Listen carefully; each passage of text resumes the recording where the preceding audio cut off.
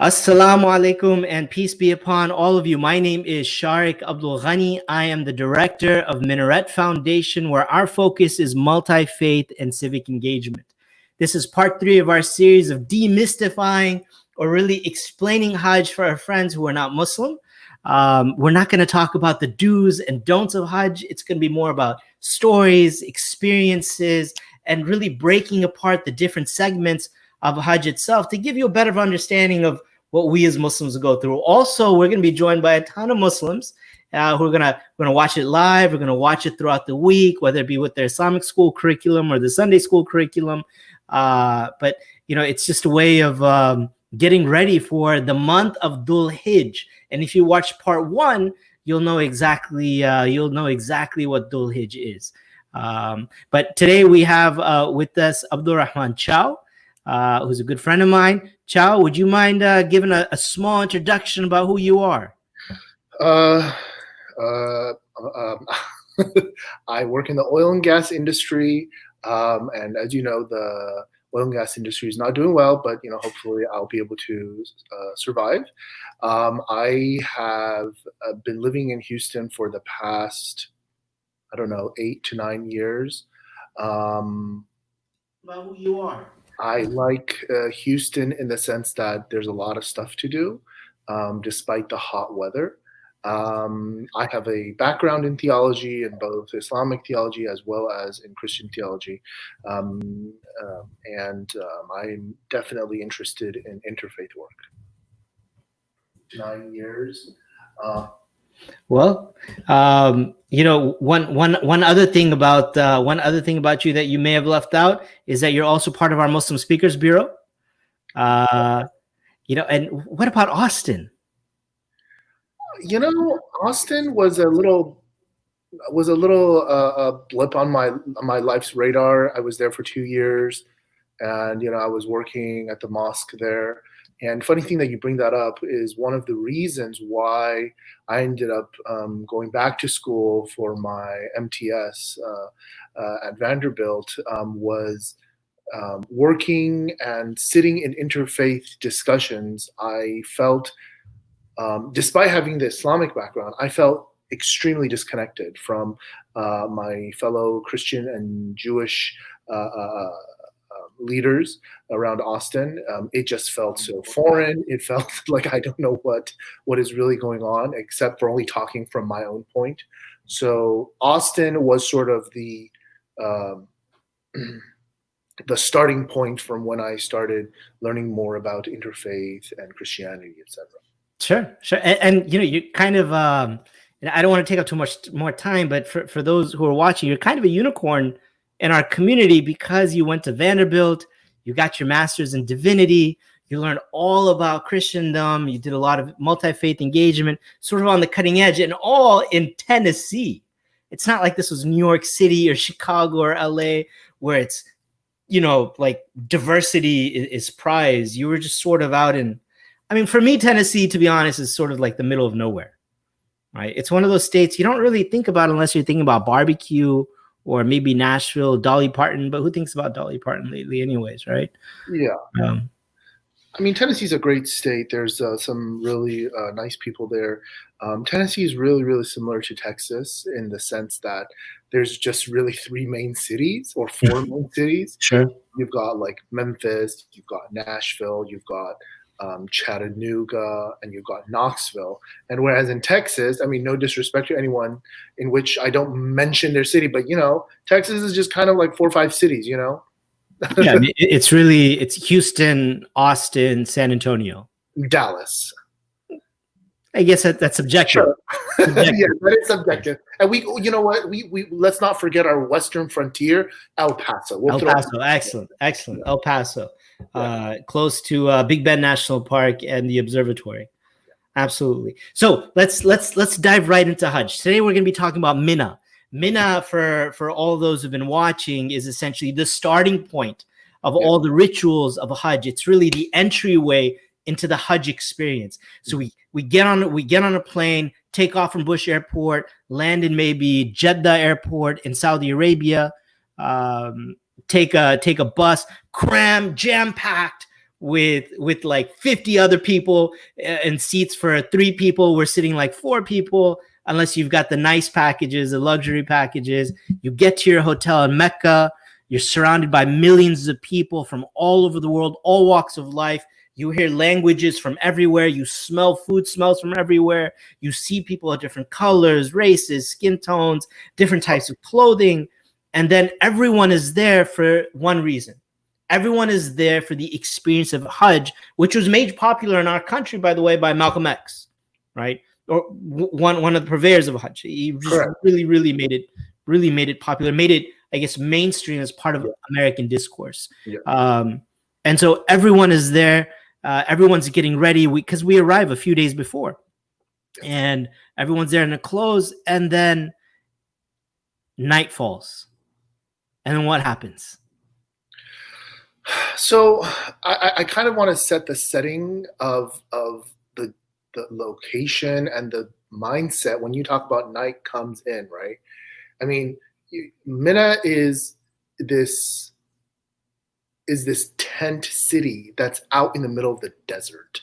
In the middle of nowhere. It's in the middle of nowhere. Okay. So it's like southeast of Mecca. So it's about like 7 kilometers.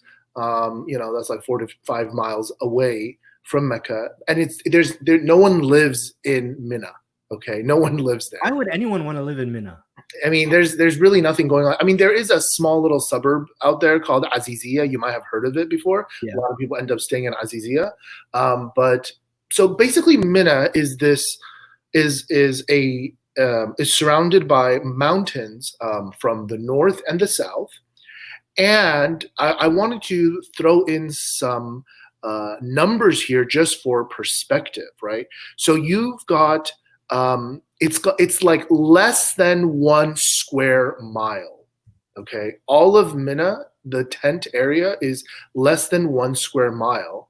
This right here on my screen. Indeed, and all of that is you've got 160,000 tents in this area, and you're cramming in like 2 to 3 million people, and it's definitely really daunting because it's just all the tents look the same, and you can get lost really easily. I have on my first time when I did Hajj. This was in 2000. Oh my God, this is like 20 years ago. God, I'm getting old. So in 2000, when I did my first Hajj, I got lost so bad in Mina. Oh my God, I thought I was gonna die because I just didn't know where my tent was. I didn't have my little bracelet on that identifies you, where you're coming from. I didn't have that on me. So the guards were looking at me like, well, we can't help you because, your bracelet would tell us exactly where to go. And so each police guard would tell me like, okay, because I would kind of remember where it was. And they would be like, okay, go straight down and then make a right. And so I ended up walking for like 5 hours nonstop looking for my tent. But you were lucky because you spoke Arabic. A guy like me who doesn't speak a lick of Arabic, I say shawarma. I know falafel. Yeah, right? I know as much Arabic as I know Spanglish. I mean, I knew a little bit of Arabic, and the Mina is the day is you got to think of it as like base camp. Right? It's where it's the launching pad to do all the other things that you're supposed to do in Hajj, right? So Hajj starts technically on the 8th. So you are supposed to be at Mina. So like you were saying, you get on the plane, you come to Saudi Arabia, you get on the bus, but now there's the train, so you can get on the nice air-conditioned train. Saudi Arabia is modernizing. Finally, about time, right? And you can get to Mina. So most of the time, people end up, or they try to get to Mina on the 8th of Dhul Hijjah, which is the 12th month of the Islamic calendar, and they try to get there after in the afternoon, like between like 2 o'clock or something. So they try to get there, and so you can settle in. Huh? You got to settle in.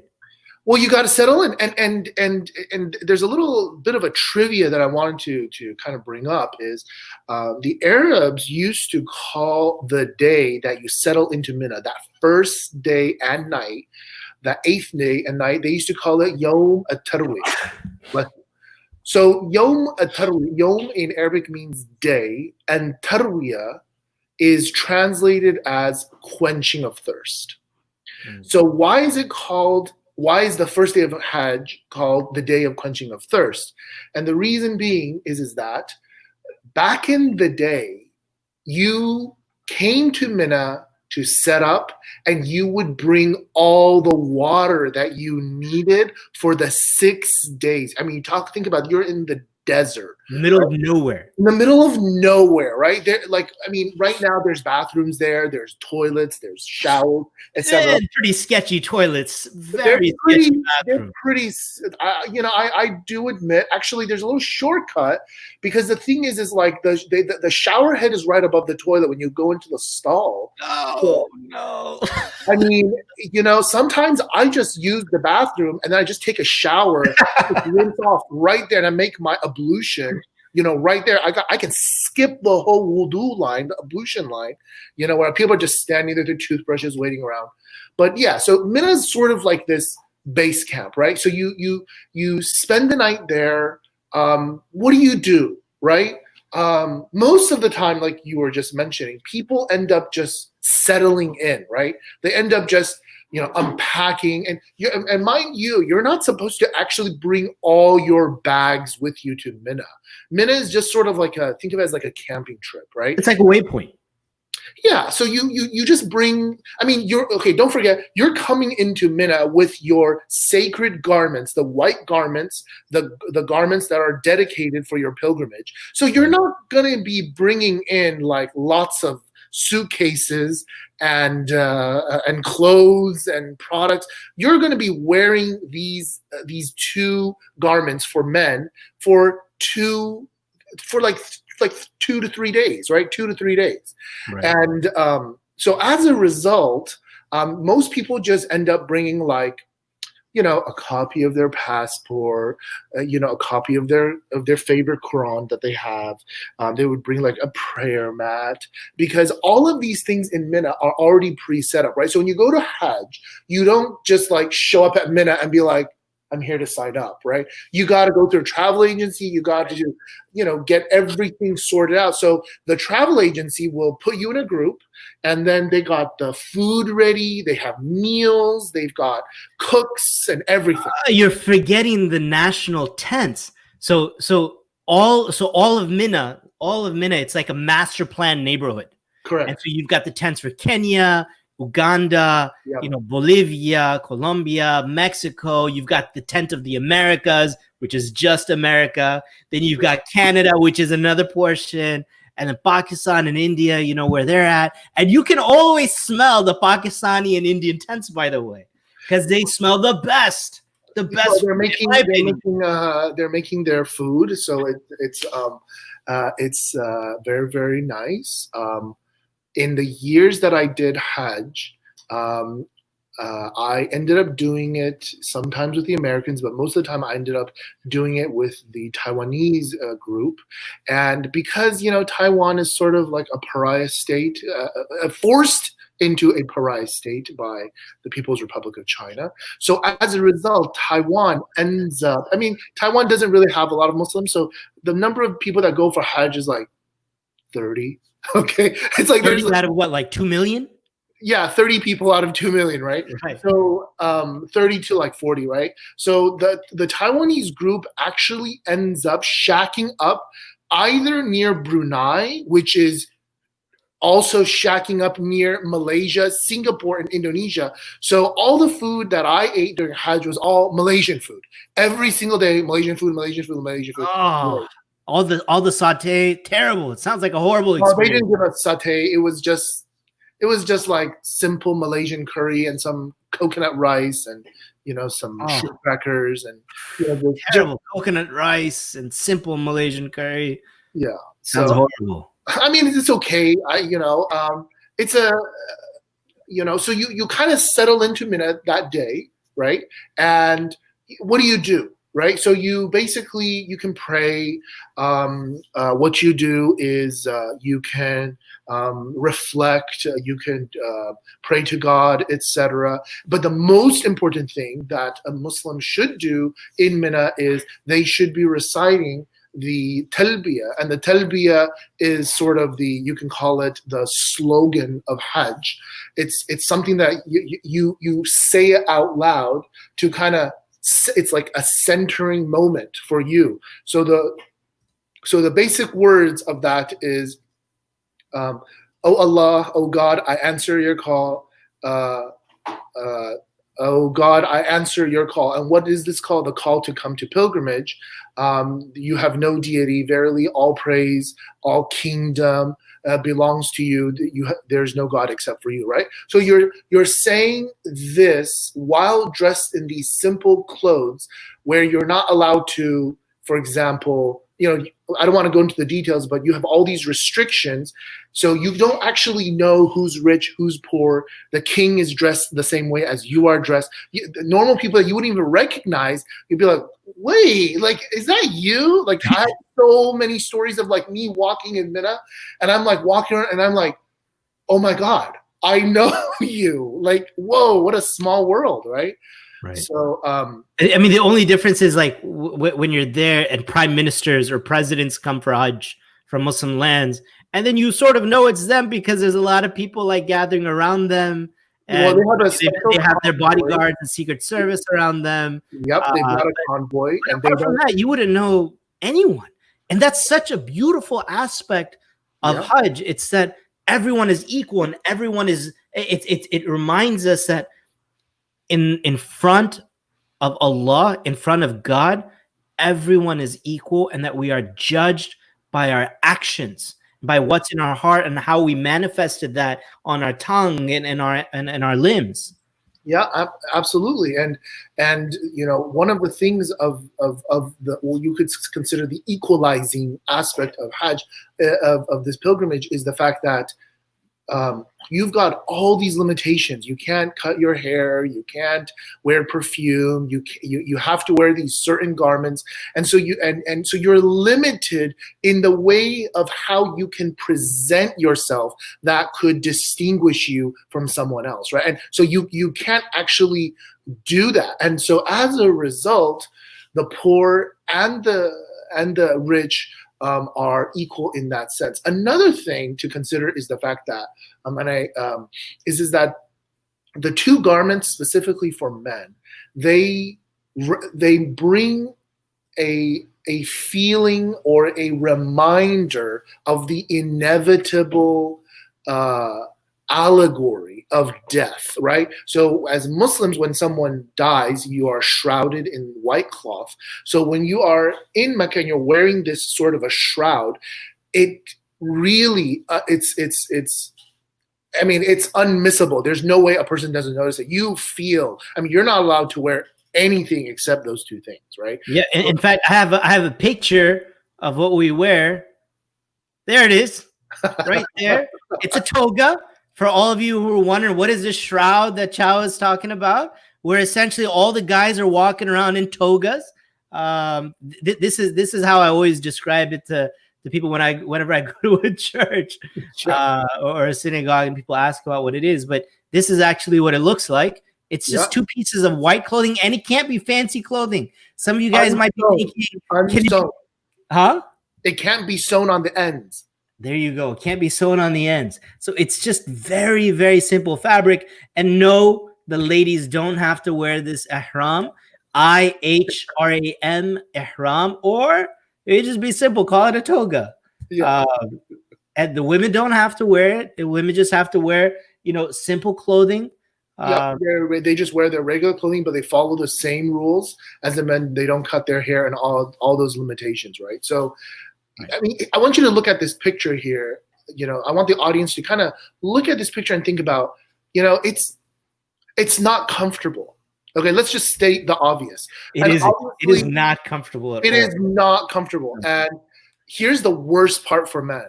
you are always on the lookout to protect your privacy. Oh, Like the way it's sort of like this towel around your lower body, and around your so waist. you got to like tie it real well Tie it on tight. the waist. Tie it tight. Yeah, and so it's meant to be uncomfortable, and you are basically in this sort of a state for a couple of days.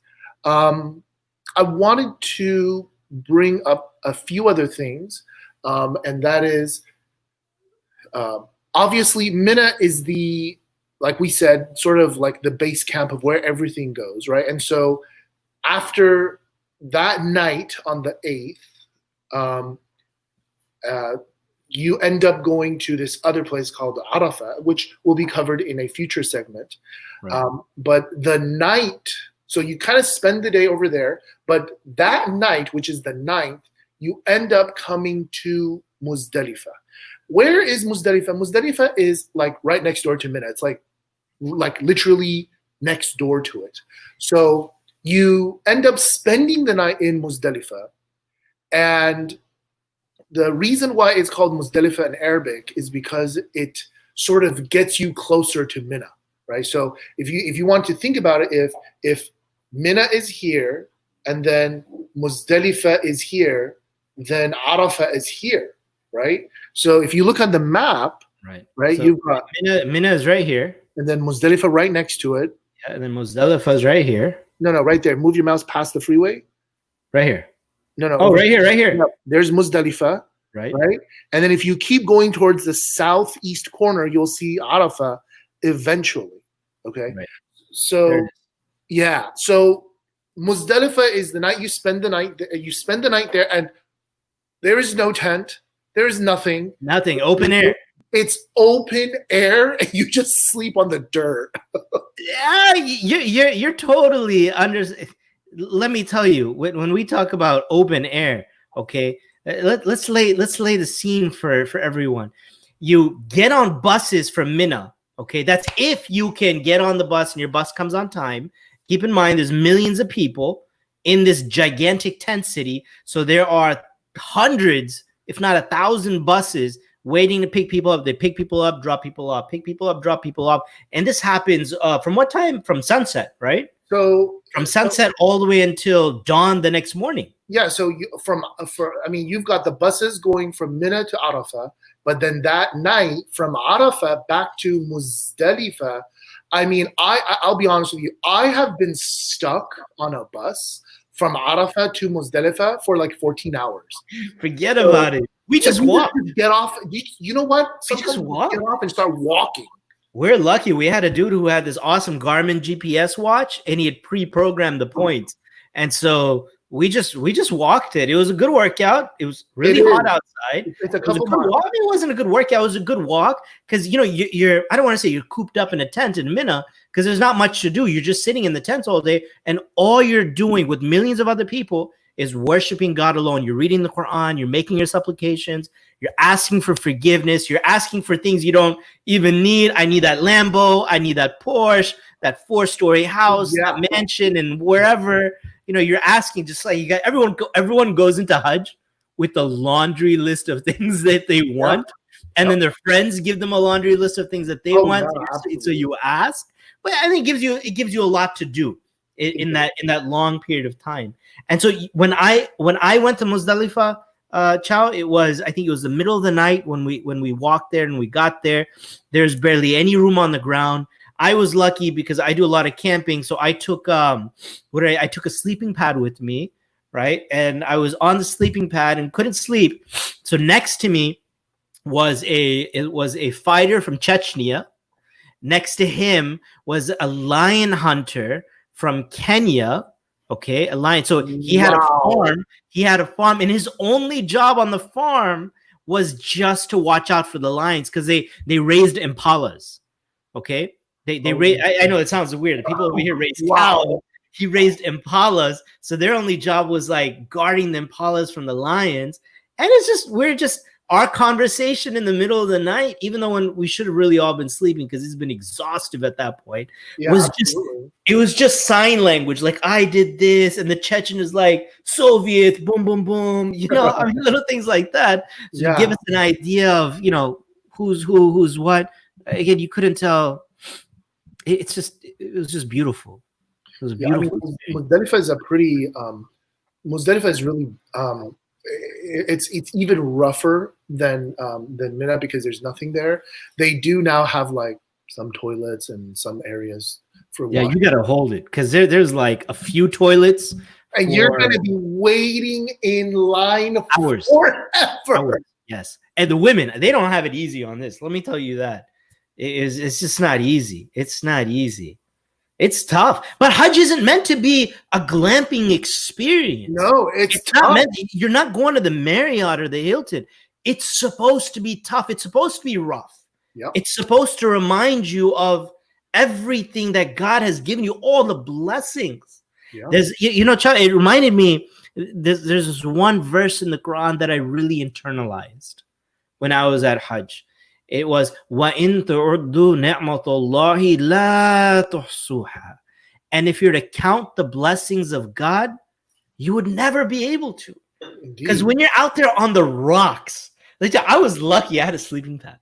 When you're out there on the rocks, raw weather, no AC, in the desert, cramped, sleeping like this next to everyone else, it's like you remember all the little things that you enjoy. Yeah, right? I mean, you're sort of just like looking up at the stars at that point, and it's a little scary because you basically just see a sea of white cloth of people laying down.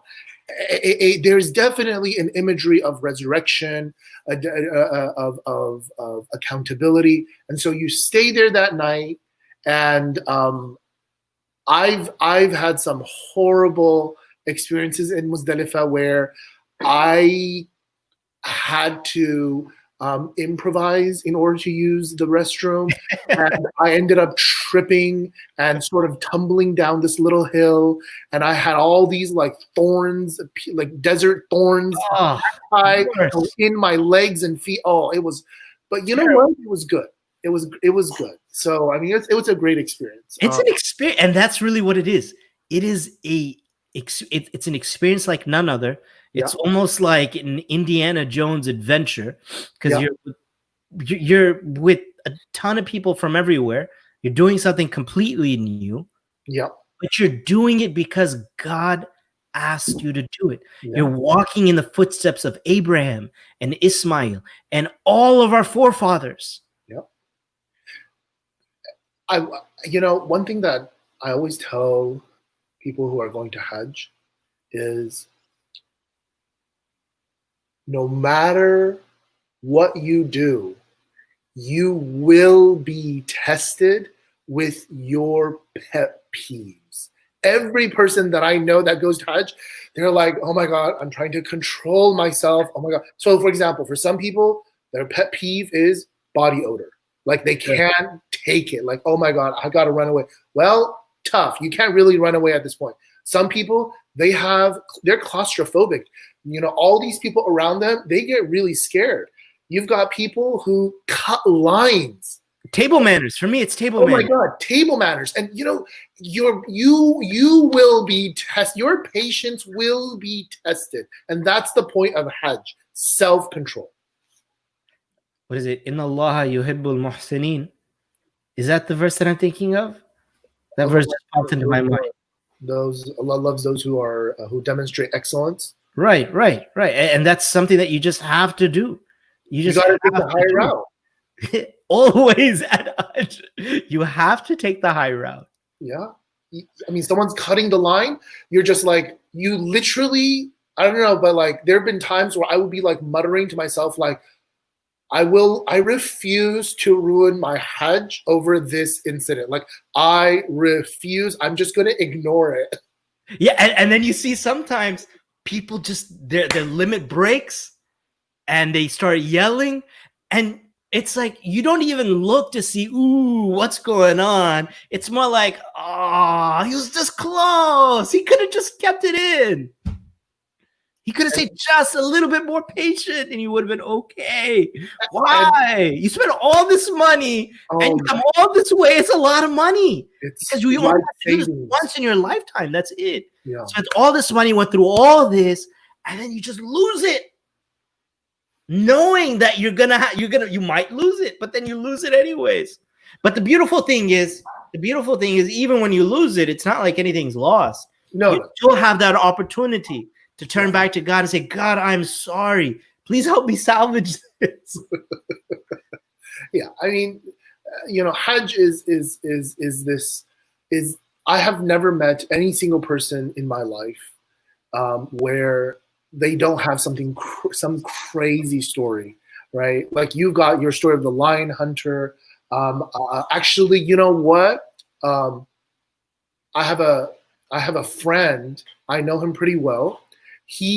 And I know it's sort of like he knows someone who knows someone, but I remember when we were in the same university, he used to hang out with all the Dagestani people, and I mean, they're neighbors to Chechnya, right? And so there was this guy that he would hang out with. They were really, really good friends. So the other day, I was, a couple years ago, I was looking on Facebook, and I see a picture of him in Hajj, like the Russian style, Mother Russia style. Some of these Russian Muslims, they don't even go into the tents. They literally drove from Mother Russia a big Russian truck, and they're living in the back of this 18-wheeler. They're just like roughing it, and they've got mattresses in the back. There's no AC. And they're just sort of like, just like roughing it. Everyone's in the tent. They're rushing it out. Literally, and in one of the pictures, I see that friend of his. Guess who he's sitting next to? Habib. Really? Yeah, it's such a small world. Habib the fighter, for those who don't know. Fighter from, the Eagle. undefeated champ, right? And so I was like, wait, that's Habib. And then I was asking my friend. He's like, yeah.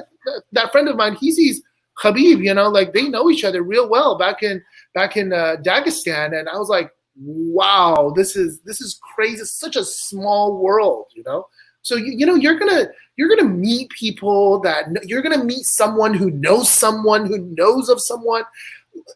And what's the craziest thing, Shariq? Sometimes in Hajj you will meet people that you will never forget. Right. They just have such a strong impression on you. Right. The story value that comes out of a Hajj is immense. But it's only immense if you take advantage of the discomfort. You have to take advantage of the discomfort. Absolutely. Otherwise, you just won't benefit. You have to just reach into the unknown and say, you know what? And to phrase from my Christian friends, God will catch me. Right? God will catch me. You just have to do that. You have to take that leap of faith. Absolutely. And it can make or break your Hajj experiences if you embrace that discomfort, and then it really becomes comfortable. It may not be comfortable there, but when you come back home to America, you think of all these great stories and you think of all these great experiences, and it's nice. It is, and I've had the blessing, the opportunity to do it 6 times. My father has done it, I don't know, maybe like 15 times. And every year brings a different experience. You will never find a Muslim that says, oh, I went once, I'm good. No. Every Muslim secretly in their heart will still yearn. Let me try to go again. Let me go again. And even if it like breaks the bank, they will do it because it's once in a lifetime opportunity to get your sins, all of them, forgiven. Yeah, forgiven. Absolutely. Well, this about wraps up our time. We're actually 4 minutes over. Thank you for joining us today, Chao. Really appreciate your time. Thanks for the conversation and the good memories. I'm really, no one can do Hajj this year. I think just a few people can do Hajj. The people who live there, they can do it, but no one else can do it, and it's only happened a few times before. Very rarely has this happened. Very rare. In our lifetimes, there's no precedent for something like this. No. Yeah, There's in our lifetime. I think the last time it happened was hundreds of years ago.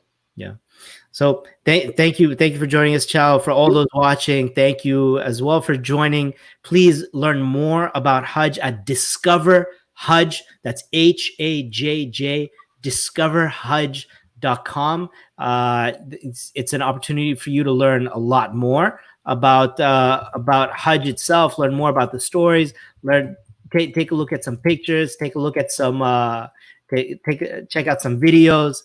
And just learn more about the Hajj process itself. Discoverhajj.com. It's a really easy website to check out. Please do share it with your friends. My name is Shariq Abdul Ghani. I'm the director of Minaret Foundation, where our focus is multi-faith and civic engagement. I hope you'll join us again on Thursday at 7 p.m. and then Tuesday after that. And we'll be going until the last week of July when Hajj actually commences. Thank you again and have a blessed evening.